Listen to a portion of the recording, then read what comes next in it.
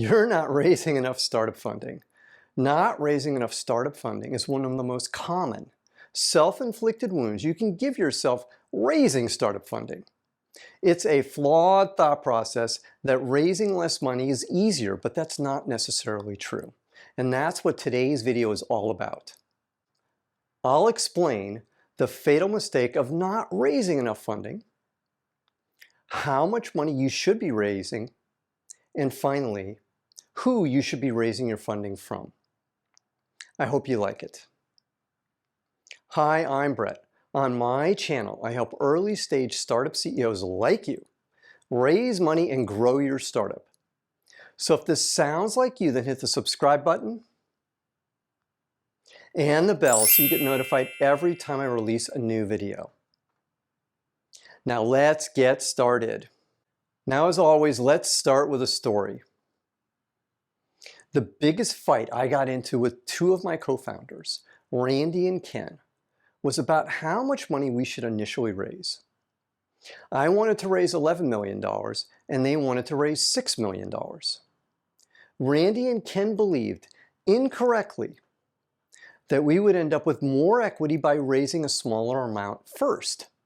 I'll get back to why raising more money usually gives you more equity later in the video. The fatal mistake of not raising enough funding. Let me explain why not raising enough funding is fatal. It's not because you'll likely reduce your equity position more by raising less money. It is because you're not giving yourself enough runway, and that's a killer. When I ask founders why they want to raise less money, the most common answer I get is this: it will be easier to raise less money. The thought process is that it's easier for angel investors and venture capitalists to write smaller checks. And that's dead wrong. And here's why it's dead wrong. First, angel investors and VCs are usually extremely disciplined in their approach. So they will use the same investing process and criterion regardless of the amount of money they are investing. Second, raising less money means a shorter runway. So you run out of money faster and you'll accomplish less. In order to raise your next round of funding, you need accomplishments, be them revenue or technological, to justify the investment. How do you sell future investors that they should invest in your startup when you haven't shown enough progress? The answer is you don't. This leads to the key question: how much money you should raise. Let me walk you through it. Let's go back to the conflict I was having with Randy and Ken. They were convinced that we would have more equity by raising 2 equal rounds of funding instead of 1 round of funding. So I met with them for lunch and I showed them various examples where it was clear that we were better off from an equity perspective raising more money. Randy, who was the ringleader of the group, couldn't believe I was right, but it was just simple math that I was showing him. I eventually had to schedule a meeting with our attorney, Marcia, to get them to understand we had done well in our fundraising efforts. Marcia said to them, "You raised $12 million in this environment? You did incredibly well." And Randy didn't miss a beat. He said, "It's not our first rodeo." And then he and Ken happily skipped out of Marcia's office. Sometimes you just have to laugh. So, one of the considerations is you want to optimize for equity if you can. Then, more importantly, you need to have enough time so you're not in perpetual fundraising mode. This is where raising too little money comes back to bite you. If your money doesn't last long enough, then you decrease your chances of raising money. Let me explain how this works. Let's say you want to raise $500,000. You start pitching investors. The first investor you meet asks you, "How long will the $500,000 last?" And you answer 6 months. It's game over because that's not enough time. You want your funding to last you a minimum of 18 months to 24 months. The reason this is the right number is fundraising takes on average about 6 months of time, but that's the average. In my case, my first round of funding took over 2 years to raise because we were raising money in the Great Recession. I've said this before, but I'm going to say it again.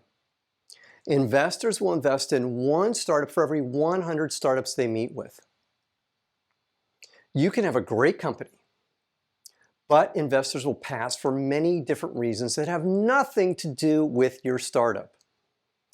For example, an investor might not invest in your company because they've recently invested in other companies, so they don't have the bandwidth to work with you. That's just one example of why they'll pass. That's why you might need more time than you think to raise your funding. You just don't know how long it will take to meet the right investor. Now, who should you raise your money from? It's a great question. There are 4 factors you should look at when you're trying to build your list of potential investors. Number 1, geography. There's a classic Mark Andreessen quote about geography that goes like this: location risk. Where is the startup located? Can it hire the right talent in that location? And will I, as the VC, need to drive more than 20 minutes in my Mercedes SLR McLaren to get there? Now, I think that says it all about the importance of where you're located. Number 2, the round of funding. There are angel investors, early stage investors, and late stage investors. It's very unusual for a late stage investor to invest in an early stage startup. Number 3, how much you're trying to raise. You want to research how much money an investor usually invests. Trying to get an investor that writes $10 million checks to invest $500,000 in your startup usually doesn't work. The reason is $500,000 is too little of an amount of money to be a meaningful return for the investor. And number 4, what type of business you have. Most investors focus on certain types of businesses.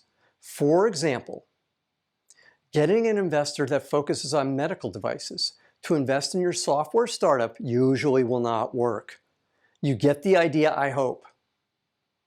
Now, if this content is resonating with you, then please hit the like button right now.